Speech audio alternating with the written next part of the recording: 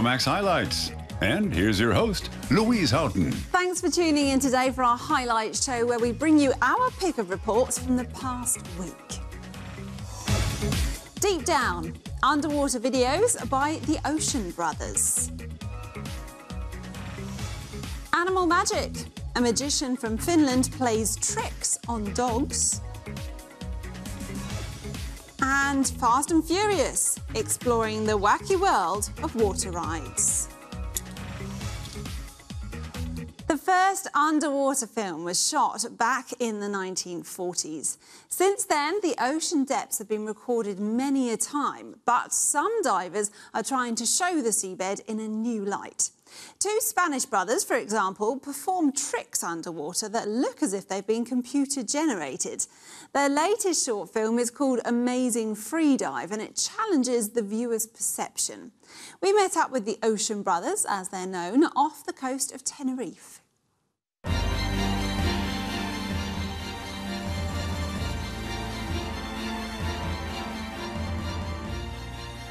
This video was made without using any special effects, but it doesn't look like it. The laws of gravity don't seem to apply to this man.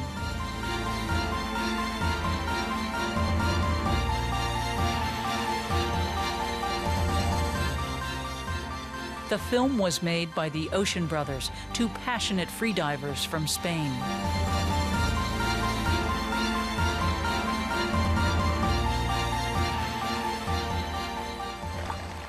It's incredibly exhilarating to float weightless through the water. It makes me feel free, as if I were flying.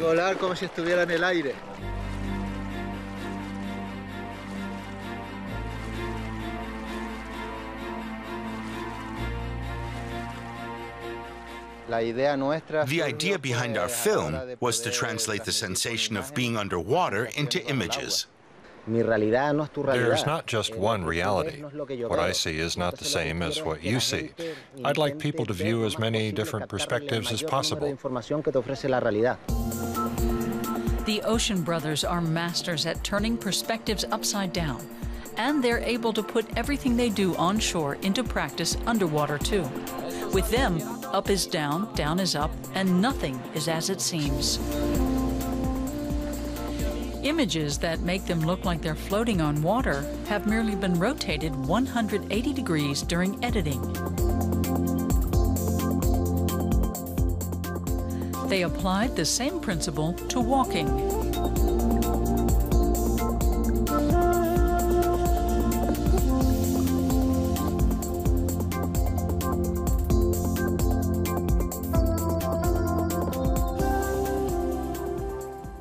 We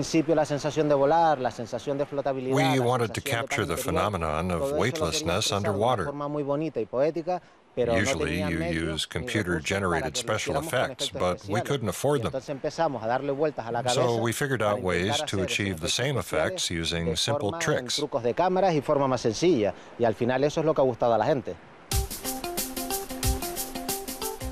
The Ocean Brothers' equipment is actually pretty basic. Just a small video camera in an underwater housing. Armando del Rosario Pinilla films all of his brother Francisco's most difficult scenes. Francisco is one of Europe's best freedivers. Acrobatic talent is essential when you're moving upside down beneath the surface of the water. When you walk downwards head first, your body constantly tries to turn over. You need every fiber of your body to avoid that. It's about as tough as tightrope walking. The Ocean Brothers simply let this scene play out backwards. During the shoot, the diver moved backwards across the seabed.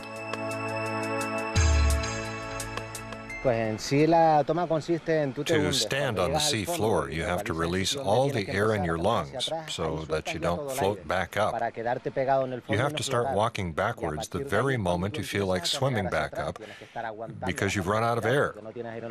But you can't, because that's when the shoot starts. The two brothers have been producing underwater films with their production company for the last decade.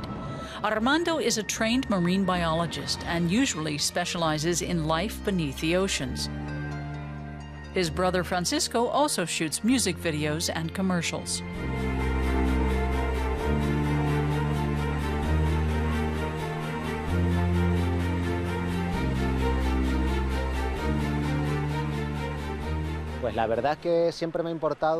I've always wanted to draw attention to what's beautiful and fascinating about the sea.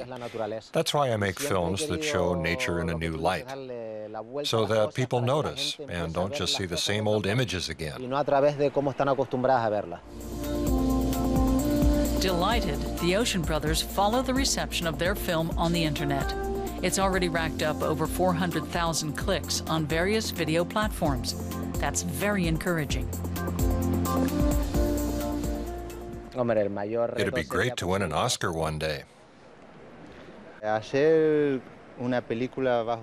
make a big-budget film one day that conveys the message that the ocean is a fascinating place that needs protecting, that'd be a dream come true. The Ocean Brothers are already shooting new underwater footage. They want to show their next film in cinemas.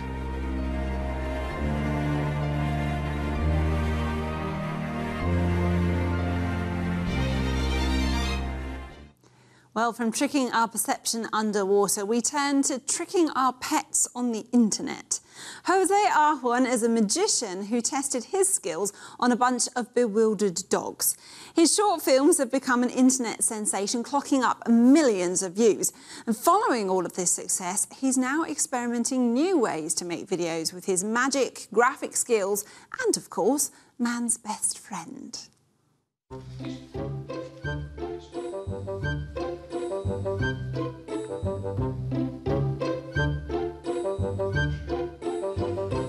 Ah, the disappearing act, one of the oldest magic tricks in the book. But to a dog, it's very new and disconcerting. He just had the treat right in front of his nose and suddenly, poof, it's gone. Where'd it go?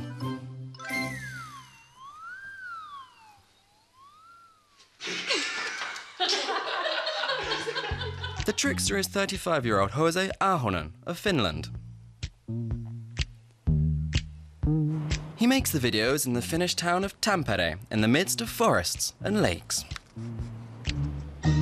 Jose has been performing all around Finland for about 10 years to human audiences.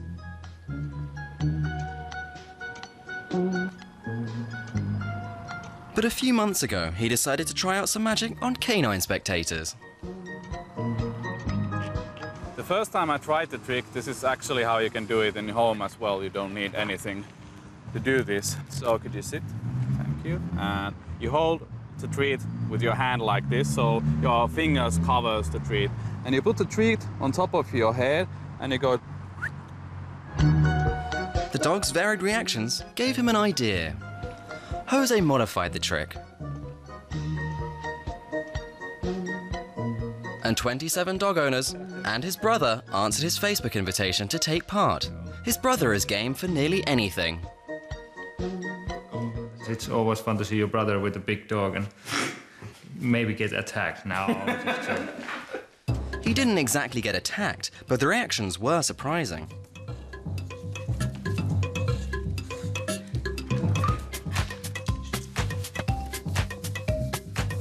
Almost all the dogs fell for the trick. There's no known scientific explanation for why the dogs neglected to make use of their sense of smell.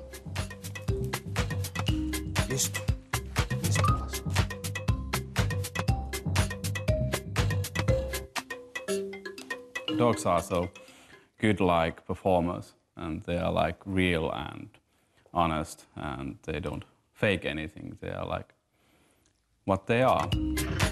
Ahonen, who's also a graphic designer, edited the footage in 2 videos that he titled simply Magic for Dogs and Magic for Dogs Part 2. The first video went viral immediately, racking up more than 16 million hits last time we checked. I uploaded it in YouTube on Friday night. I went to sleep and my girlfriend woke me up, I think on like 9 a.m. and shouted it got like 40,000 views on YouTube.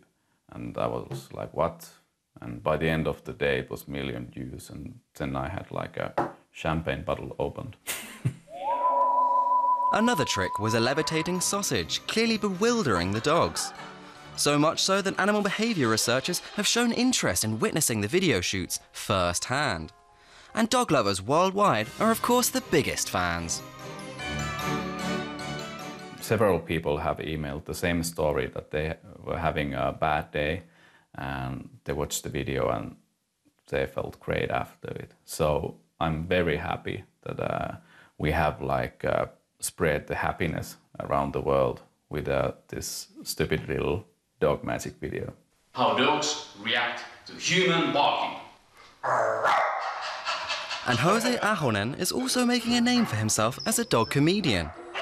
Here he's asked a friend to help him see how dogs react when humans begin to speak their language. It's also proving to be a hit for Ahonen, who's having a howl with man's best friend.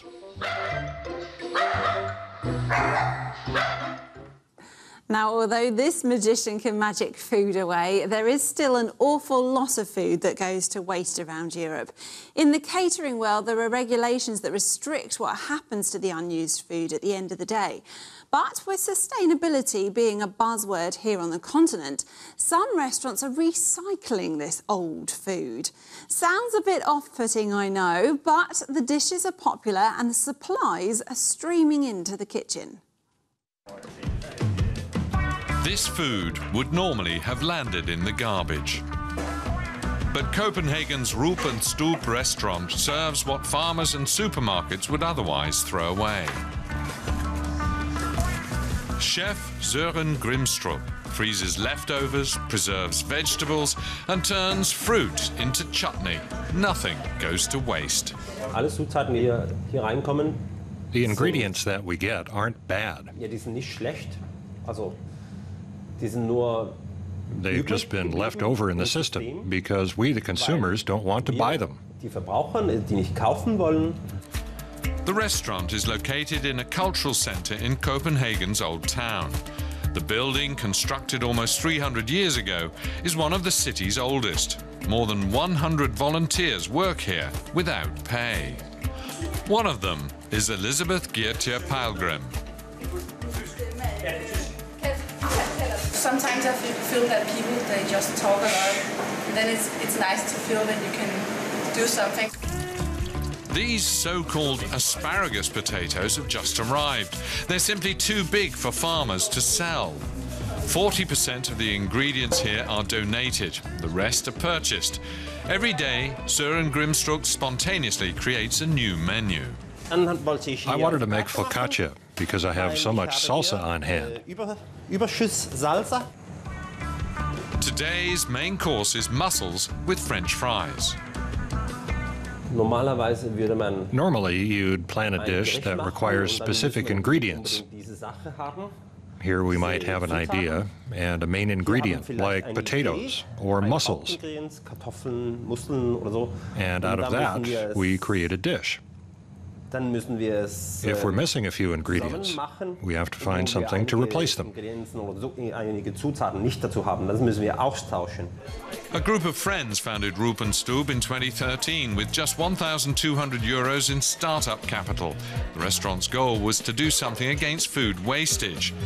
Sophie Sales is one of the founders. Reportedly, a whopping 1/3 of all the food grown in the world is thrown away.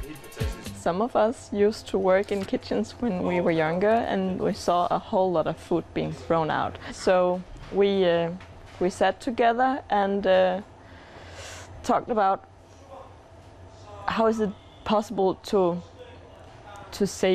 collect all this food before it's wasted. Word has got around, and nowadays shops with leftovers get in touch. Today, a cafe owner personally brings fresh coffee beans that he doesn't need. It is a good, good cause, and it gives a good, a good karma to give it. Other restaurants have taken up Roep and Stoep's idea, for example, Instock, which opened this summer in Amsterdam. There are quite a number of cafes and catering businesses around the world that convert rejected groceries into mouth-watering treats. Roep and Stoep is busy in the evenings. On offer today, bread nachos, a Roep and Stoep invention that finds a use for the many donations of bread it gets. The alternative, focaccia with parsley pesto. The main dishes are reasonably priced, and Roep and Stoep is packed in the evenings. Among the guests are politicians, tourists and students. It was really good. When I feel too full, it feels good because I know that I saved a lot of food. The restaurant serves small portions to keep waste to a minimum, but second helpings are free. We tell ourselves that if we have to close this restaurant because no food is surplus food anymore, it's been a success. But it doesn't look like that's going to happen soon. For the time being, Roep and Stoep will keep serving good food for a good cause. Its profits go to charity.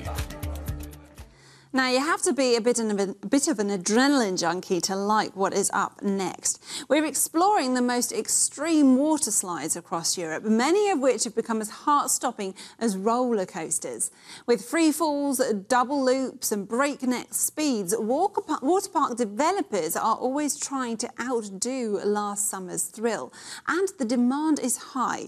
Two young experts have even put their experiences online, and we were there as they reviewed the latest wild ride.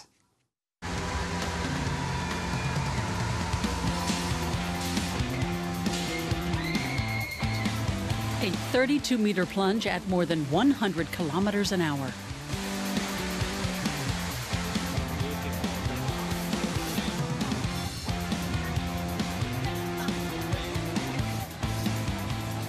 You stand there and you think, whoa, what's going to happen? It looks really exciting and I really want to. If you pay, I go. Don't pay, I don't. I'm scared so much. Not on my own, only if someone goes with me. It's too high for me. The Canton World Water Park in Italy boasts one of Europe's tallest body slides. We met up with German brothers Julian and Luca Cech, both of them water slide experts. The perfect slide has to be tall and fast. You have to really feel the adrenaline, and it has to be well built, smooth sliding, and comfortable. It's most fun when you're really squeezed in going around a curve. The brothers run a website dedicated to giant slides. In their free time, they travel all across Europe testing water parks. They've tried out more than 700 in the last 5 years, many captured on video and put on YouTube.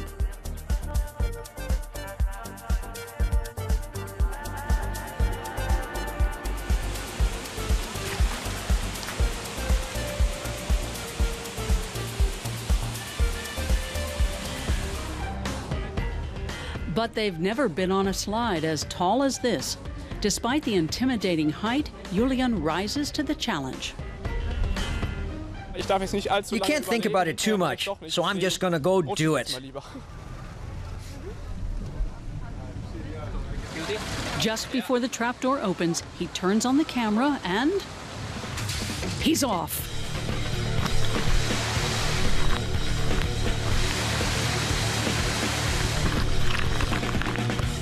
It's fantastic. The start alone, you really just drop. Then you're at top speed until the end. You just go incredibly fast. I'm going down again right away.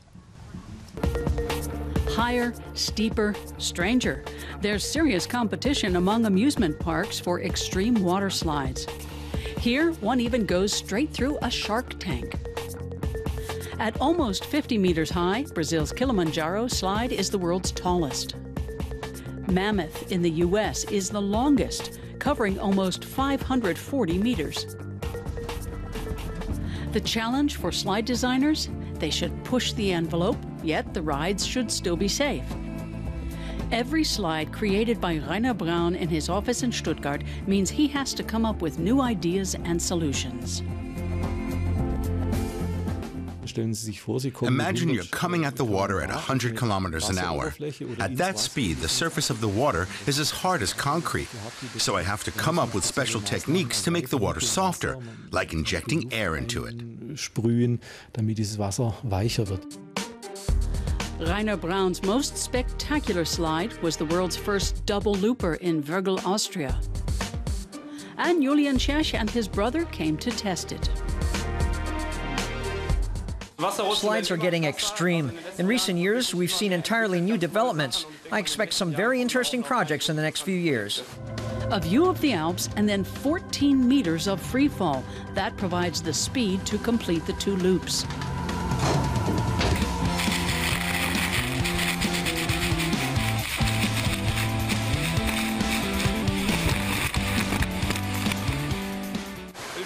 I rate it excellent. It's really fun, and I'd recommend it to anyone.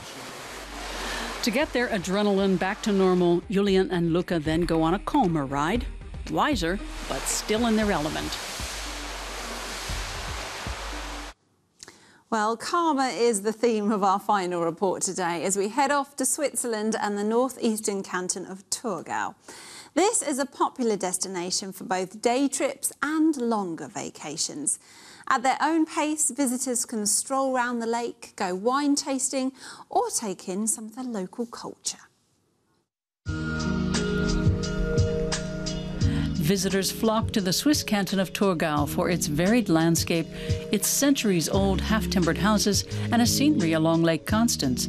A stroll along its shore offers a view of neighboring Germany. Thurgau also beckons with castles and vineyards. Pinot Noir grapes and the local Müller-Thurgau white variety are both grown here.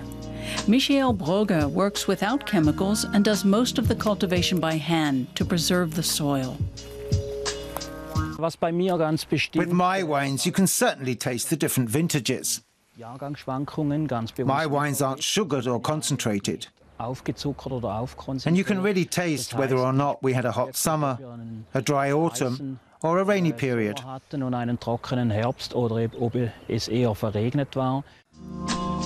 Cool nights and hot afternoons in the fall are perfect ripening conditions. At least 50 families in Thurgau Canton still cultivate grapes here. Arenenberg Castle is nearby. Louis Napoleon, who later became Emperor Napoleon III, spent part of his childhood here. His mother, Hortense de Beauharnais, was exiled from France after Napoleon I was forced to abdicate. Dominique Gugel is the head of the Napoleon Museum in the castle. The family's rooms have been restored to their original state. Arenenberg was a very important location in the 19th century. People knew that the pretender to the French throne lived here, so the entire continent's royalty came here on visits. Napoleon III lived here until he turned 31. Among the famous guests at his mother's court were the Hungarian composer Franz Liszt and the French writer Alexandre Dumas. Visitors also come for the castle's landscape park, which covers 13 hectares. Arenenberg Park is only an indirect reflection of the canton, because Thurgau has such a diverse landscape. In southern Thurgau, you see the Alpine foothills. In the Thur Valley, there are river flood plains. And here we see this harmonious, lovely landscape. The village of Gottlieben is just a few kilometers away. Founded in the late 13th century, today the village is home to 300 residents. A wealth of half-timbered houses draws many celebrities and ordinary tourists to the village. Dieter Bachmann works here. Gottlieben is a real jewel. It's peaceful, especially in winter. Very quiet, and next door is a European bird sanctuary, so there isn't any traffic here. The only loud place in Gottlieben is the Huppen Bakery. Huppen are mini wafer rolls filled with chocolate or sweet creams. Dieter Bachmann runs the Huppen factory. The village's specialty is said to have been a favorite of Napoleon III. Hüpen are part of Switzerland's culinary heritage. It's wonderful to head a company with such a rich history. At the end of the day, we enjoy the play of clouds and the evening sun on the lake, just one of Thurgau's many attractions. Well, that peace and quiet is a great way to end the show today. So enjoy the rest of your day, and I will see you again next time. Until then, goodbye.